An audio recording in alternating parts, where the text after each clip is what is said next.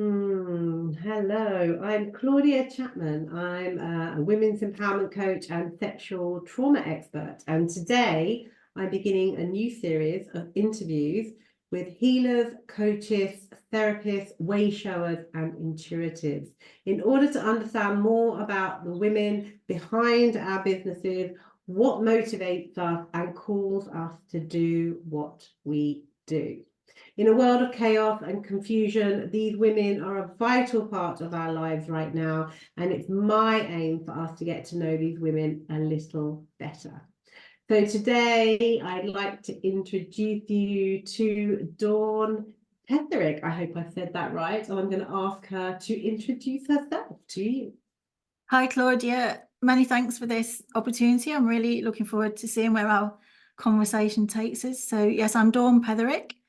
I am a shamanic healer, retreat leader, membership group leader, and a whole range of other things. I live now up in Scotland, in Argyll. I'm literally on the Argyll coast. I can almost touch it. And moving up here was part of my long-term vision to run retreats. I had this vision. This vision started way back 2005 when I first did my first therapy training, which was Reiki. And I had this vision. I call it my Epiphany Week. And so I've been on a journey ever since then, exploring different modalities, different things. I'm sure we'll talk about that as we wend our way through the conversation. Mainly I work with women who are going through some kind of big transformation in their life. So relationship breakdown or healing after divorce, empty nesting, and just wanting to create a life that they love. That's really my passion, is supporting women to do that. Wow, that is absolutely incredible. You've really pulled on my heartstrings there because kind of we're getting to know each other as we do this interview. So it's so beautiful because I wanted it to be natural. So we haven't done too much planning. And I think that's a really good thing because what's coming through for me is just, yeah, I've called in the right women clearly because working with women is also my passion. And I love the fact that you've moved to space and you're creating retreats in your own retreat space. And that's amazing. And the other thing is that you're working with, women who are going through big transformation in their lives. Again, another one of my passions. So I'm just loving this. This is absolutely beautiful and such needed and profound work right now. So do you want to tell us a little bit more about the work itself and what you do? Yes, thanks very much, Claudia. And I'm loving it through our conversation, getting to know you too, and how you support your clients. So I use a range of modalities depending on what's needed. When I'm working on over a period of time with people, then we'll be mixing and matching depending on what they need, and intuitively what I'm led to suggest to them if they're open to it. So typically I'll be using shamanic healing. That's really my passion. It's the modality that's had the most profound change in my life, which is why I love to use it. And hopefully we can talk more about that, and I'll explain more about that because your viewers may not be so familiar.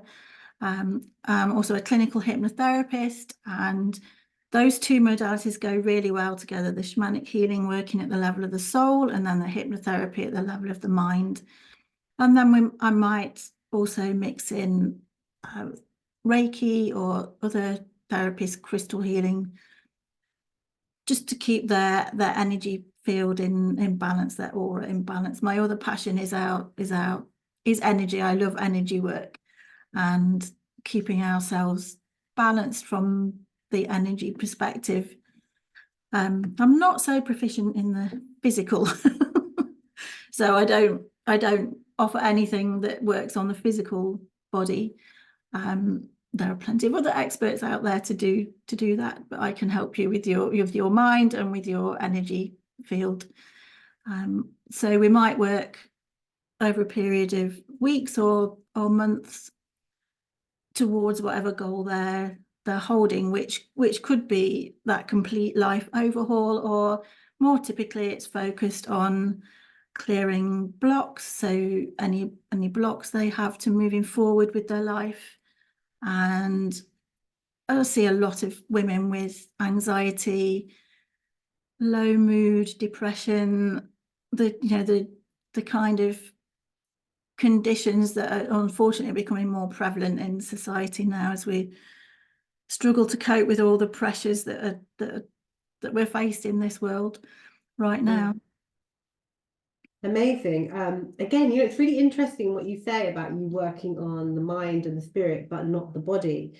Now, I as a mind, body, spirit, somatic practitioner, healer, and coach, I kind of would just I don't know. I think I might sort of question it a little bit and say to you, just because this is a conversation, that you're probably working on all three levels. And maybe the reasons that you don't say, oh, you're working on the body is maybe because you're not a yoga teacher or somatic practitioner or a body worker or you do massage, but actually you are working on all levels, right? But I guess you're not selling it on those levels. But just as an observation, I can hear that you are working on all levels, especially if you're using Reiki and energy healing, because we are at the end of the day all energy, aren't we? We are vibrational frequency, we are life force energy. You're clearly working on all of that. So every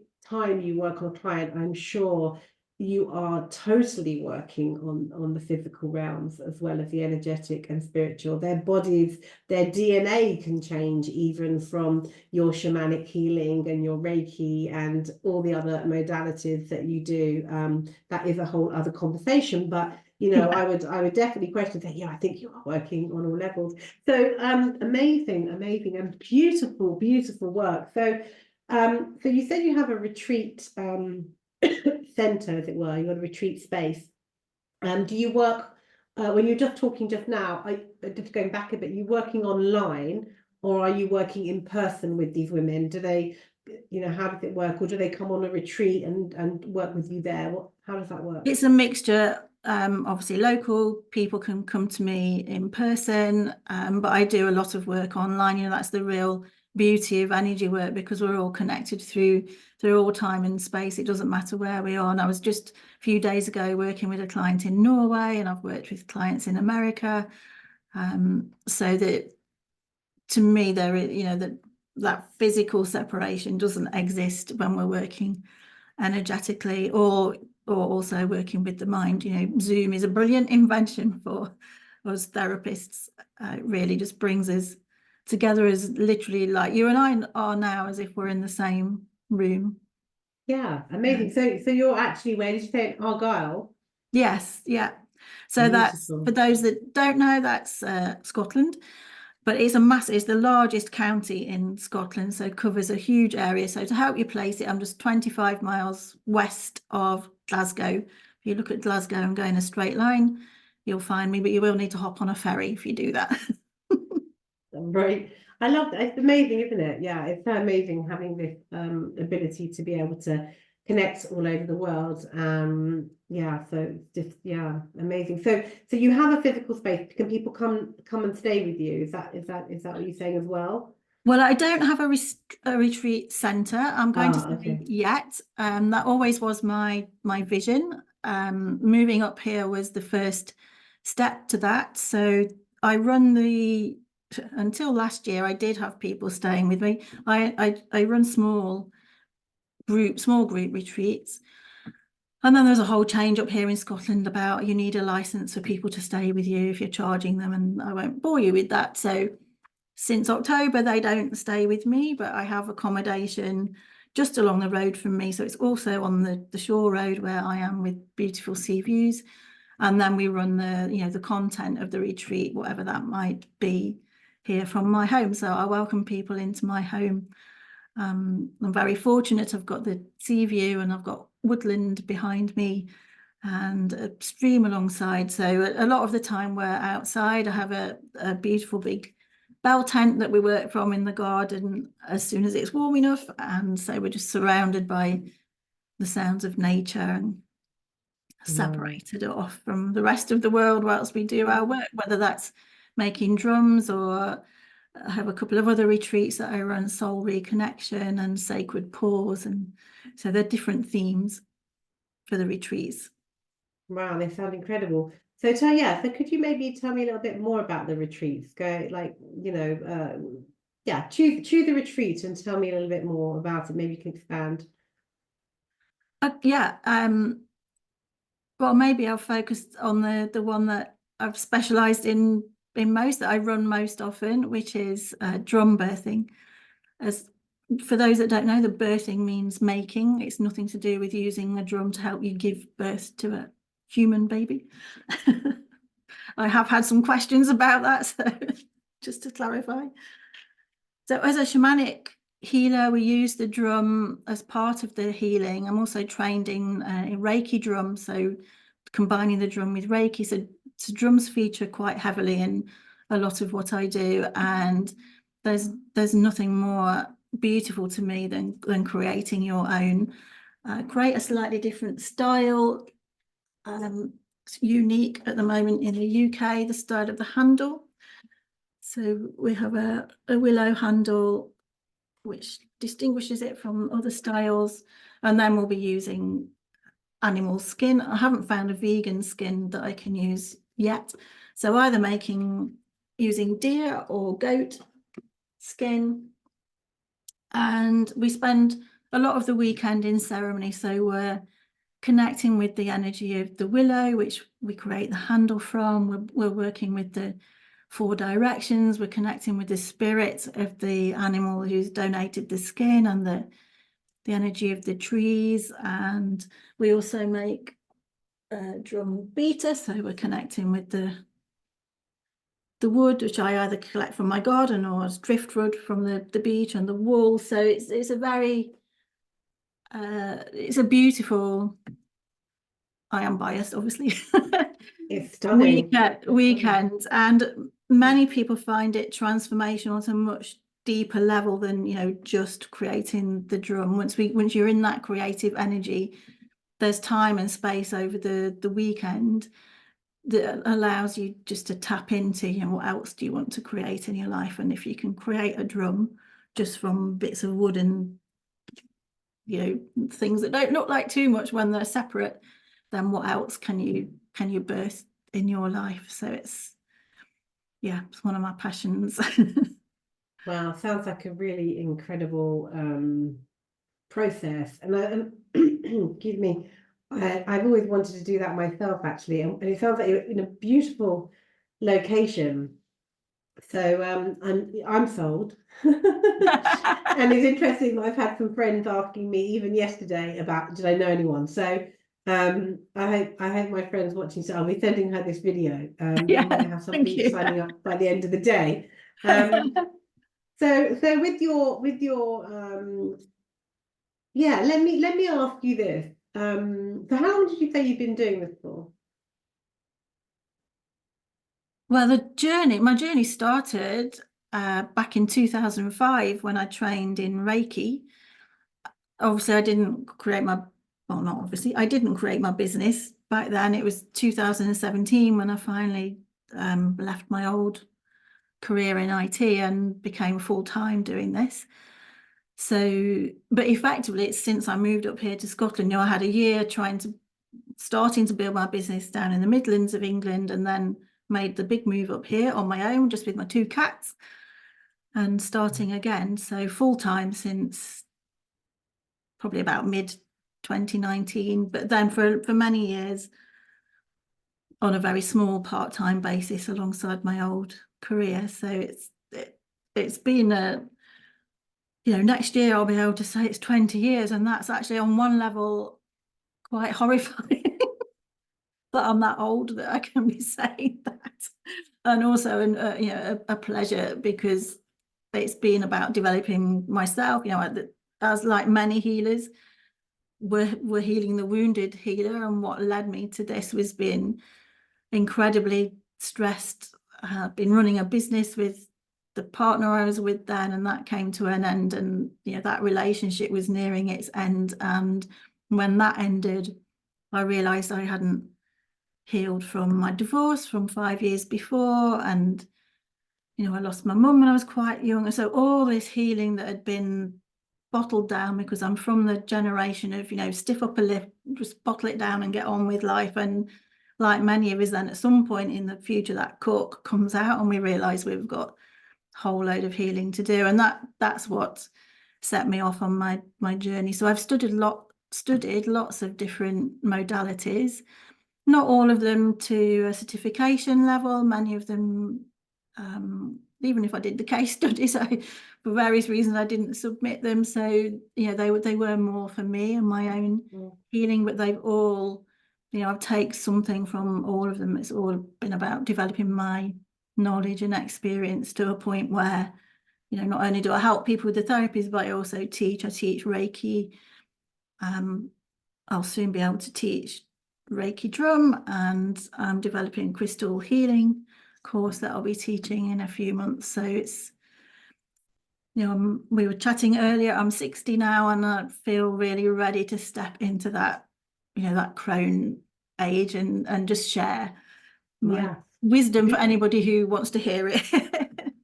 Well, so much, you've said so much, and so much of it I'm just sort of absorbing, and so much of it resonates with me. So first of all, I'd like to say, oh my God, how brave, So you moved up there, how long ago? When did you move to Scotland? 5 years. 5 years. So 5 years ago, you kind of completely changed your life. You've been doing this, spiritual healing for quite a while, and I'm presuming, like, because if you're into astrology, Chiron returns when you're kind of at that menopausal stage, about 49, 50. Actually, it kind of Chiron is the wounded healer, and it returns, right? So you kind of, it sounds like you made the move or started to think about making the move at a time where you were going into your matriarch, as you call crone, I call matriarch, a time when you were coming into your own. And what's so beautiful about this conversation and fills me with so much joy is that, and almost tears, is that with my own work, I'm really trying to, it's become very apparent this time in the life, because I'm 3 years into menopause myself, but also what came up for me in the pandemic, what was lying dormant in me. Lots of things came through for me that were dormant traumas. And this whole Chiron return, the wounded healer, I did all that work and came through the pandemic realizing I mustn't be the only one. And I've since realized that lots of women of midlife who went through the pandemic had lots of this sort of lower base trauma work to do, and in order to sort of flourish they needed to let it out and to move on and do something new. And I know you moved before, but I'm sure it was almost like you were you were being guided to move before.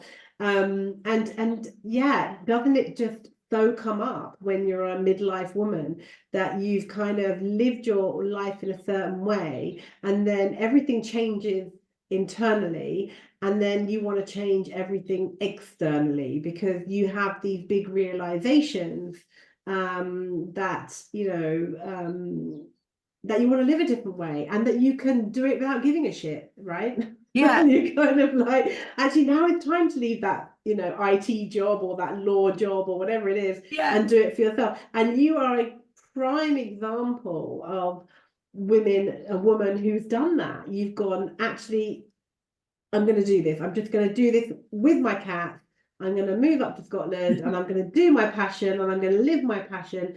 And that is incredible. You are exactly, I'm so glad you're the first person I'm speaking to on this series of interviews, because you're exactly the woman that, an example of that amazing ability that we can all have, and hope and freedom that we're all looking for when we get to midlife. In my actual own particular situation, I'm a midlife woman, but I I have 2 teenagers, I have a 24-year-old that's left home and lives in Bristol, but I have 2 children at home. So I'm kind of like empty nesting and very present. So my beautiful husband has built me this studio so that I don't run away and do what you did, because actually I was going to Costa Rica and he was like, no, I'll build you a studio and you can stay here. I was like, oh, okay then.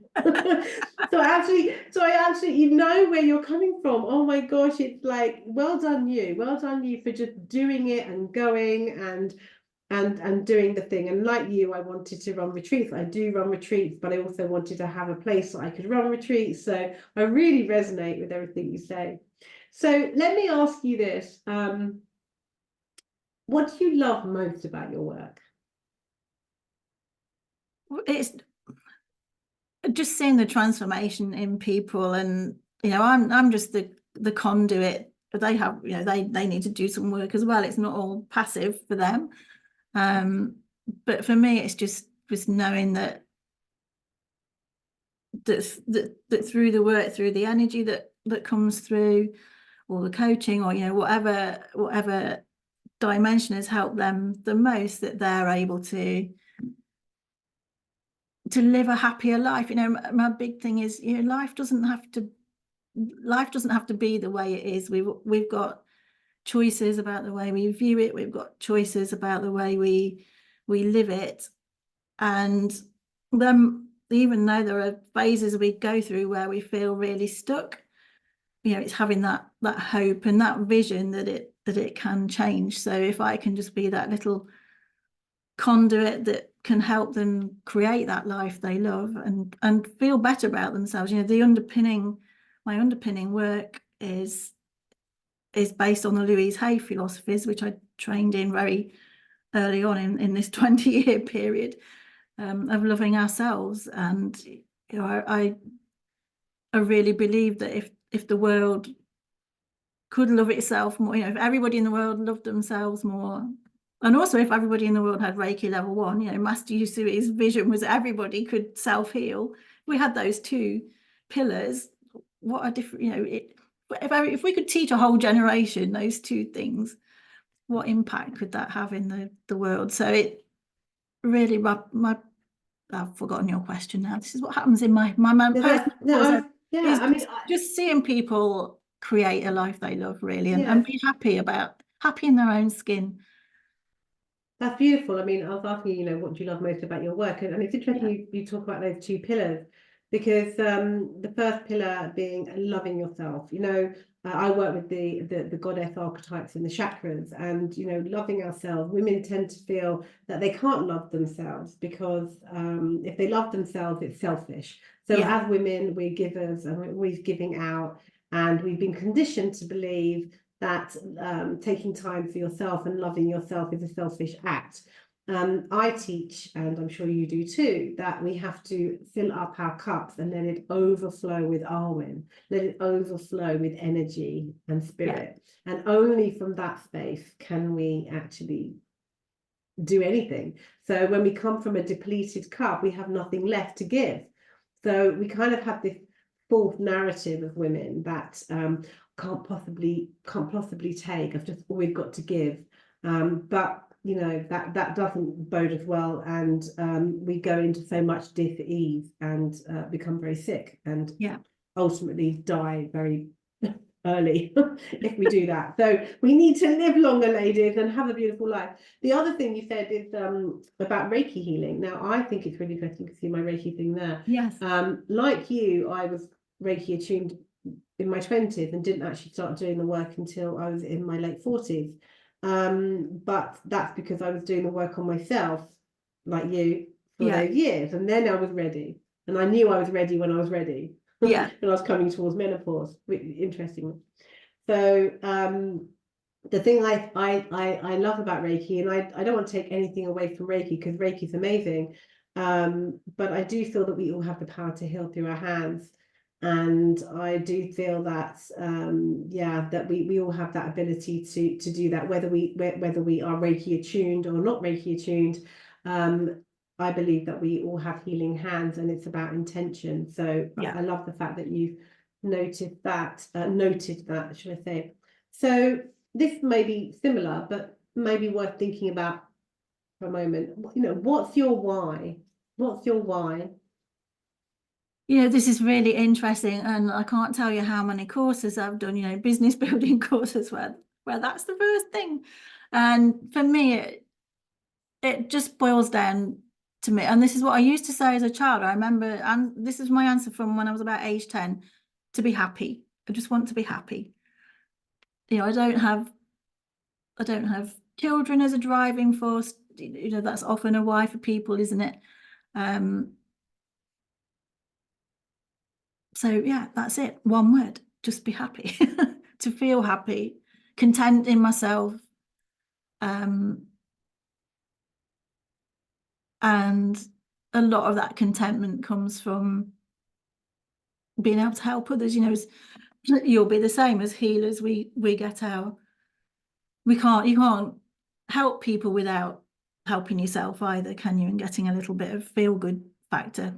Did you watch Friends? I always remember a Friends episode when they discussed that really long explanation from Phoebe, I think it was, about whether you could do a purely selfish act, and I don't believe you can. You know, there's always a reciprocal feel good, because it's always about an exchange of energy, isn't it? And I remember it well. yeah. You know, you couldn't do, and yeah, you couldn't. Can you do anything without not wanting to receive something back? Yeah, Yeah, something about that, wasn't it? It was like, oh yeah. my God, and nobody could find a thing that you did. No, Yeah, they couldn't, could they? I thought it was a really interesting that I've remembered that one. yeah, and why not? And that's the thing, is that that's exactly going back to what you were saying about this whole giving thing, coming from the heart, filling ourselves up, being selfless, and giving ourselves self-care. You know, as women, like we just feel like, again, we this giving and receiving, everything is, I always get this word wrong, I've got a list, reciprocity, right? Yeah. So it's a giving and receiving the whole time. Yes. And in order to function in life, we need to be giving and receiving. It's not possible to do one without the other. And it's so true. And I love your why, because your why, you didn't say the word, so I should use the words that you used. But you said happiness, and giving, not giving, you, what was the word you used? Reason you, Contentment was another one. contentment, yeah, contentment and giving. And I was just thinking about the other word around contentment and giving, and why. Oh, service. Menopause brain. Service. Yeah, being of, you didn't say it, but I think that's what you're talking to. Yeah, I think as well, being of service. sorry to talk over you. It's not really, well, I suppose it is part of a why. Perhaps there's an element of leaving some kind of legacy, because I don't have children. You know, there's nothing in the bloodline that'll be passed on via me. And if, you know, I'm going to get a bit tearful now. If I know, you know, that ripple effect, if I just feel content in myself, knowing that something I could have said or a healing I could have given, that I know that will ripple out beyond the person I've worked with, then yeah, that also adds to my happiness and my contentment. That's so lovely.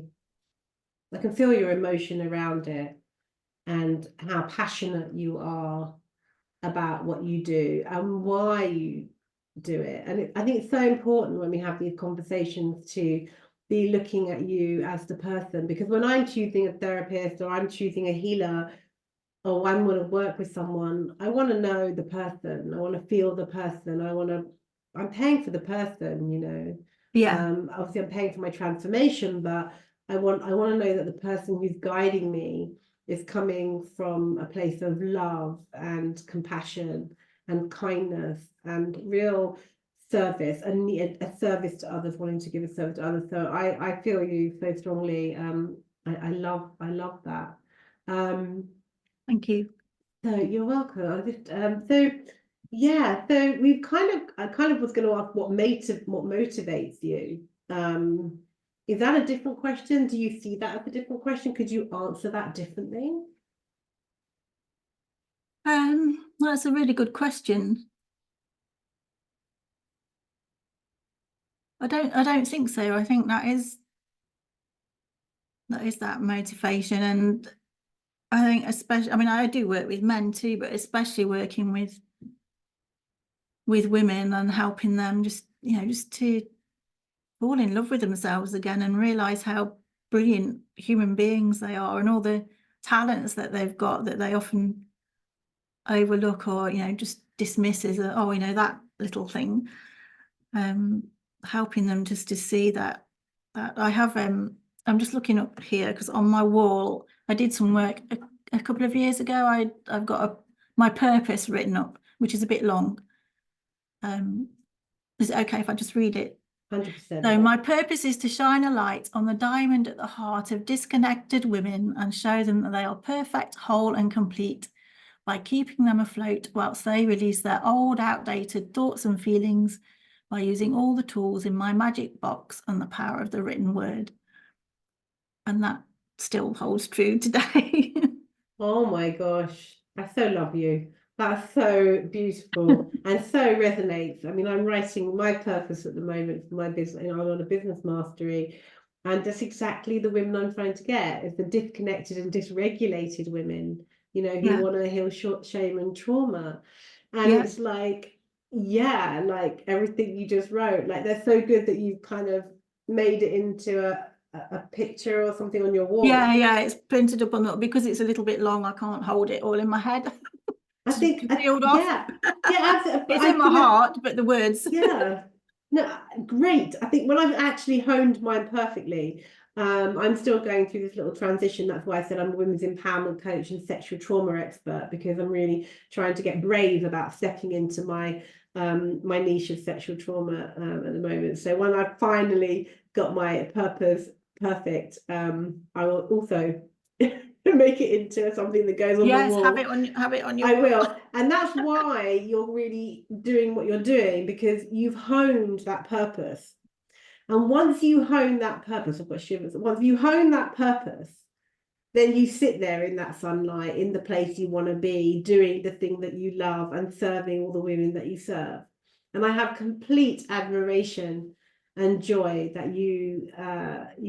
for you doing what you're doing. And it's given me complete inspiration today to know that, I'm still honing my purpose, and purpose, pleasure and freedom is the thing that's coming out from all the interviews I've done with women on my business mastery course, is to find out where women are at. And that's all they want right now, is that freedom, pleasure and purpose.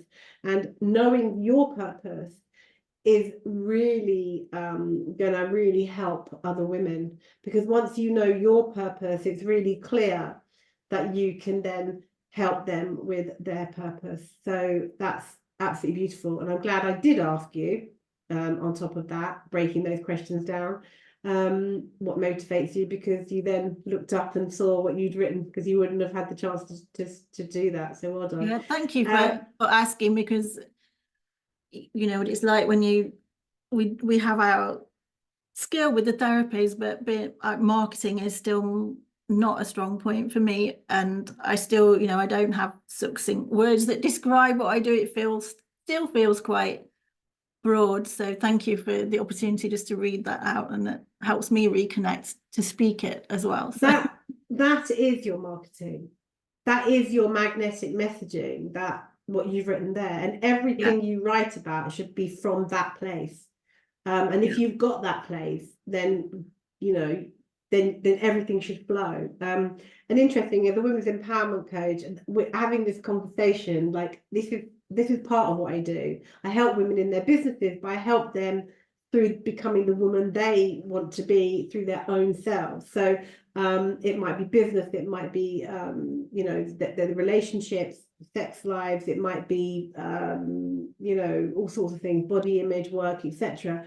But yeah, I mean, I think it's really interesting what you just pointed back to me as well, that it's really easy to say to somebody else, right, that's it, that's your magnetic marketing, that's what you should be doing. Meanwhile, I'm trying to work out how to make sure mine is honed at the moment. So you go off and enjoy that piece of advice. Thank you. I love it. That's what we're here to do. It's all Yeah. about witnessing. It's all about witnessing and mirroring and Yeah. that reciprocity. And this is the reciprocity right here. This is what it's all about, right? This is why we're having these conversations. This is real networking. This is a proper networking. It doesn't feel fake. It just feels beautiful. So thank you so much for being here. So to end the conversation, is there anything else you'd like to add? Before you tell everyone where they can find you? I will be listing in the comments after we've created this video and it goes out. I will put all Dawn's details, where you can find her website, etc. So is there anything you want to add to end? I can't. Nothing's leaping to mind. No, it's been lovely just having this conversation. It's been a really easy conversation with you, Claudia. So thank you for the opportunity and creating this safe space to chat in this way, and an opportunity. You know, I live on my own as well, so having these conversations, speaking out loud about what I do is, you know, are rare opportunities. So thank you very much. Oh, yeah, absolute pleasure. And it's so many things are resonating today, because this is the Goddess Studio where I'm coming from today. My business is the Goddess Studio n14.com, and it's a sacred safe space for women who are the maidens, the mothers, and the matriarchs. So for you then sort of pointing back to me that I've created a safe space, I really appreciate that, because that's what I'm trying to do, is to create that sacred safe space for women. So just tell people what your website is vocally, and then I'll put it in the chat so people can find you where. Yeah, so my business is called the Soulful Living Academy, and you can find me at soulfulliving.academy. But just beware, I decided to spell soulful with 2 L's. So that means that in the middle of that URL, there are 3. So it's soulfulliving.academy. Perfect. Listen, I had that with the Goddess Studio M14. There's 3 S's in that. I didn't think it through. Listen, maybe we did. Maybe we did. So you've got 3 L's, and I've got 3 S's. Yeah, So there you how go. bizarre. Yeah. I love Amazing. it. I've absolutely loved this conversation. I really appreciate you being here. So love and light. Thank you. Sat Nam. Yeah. And let's hope everyone loves this recording. Thank Take you. care. Thank you so much.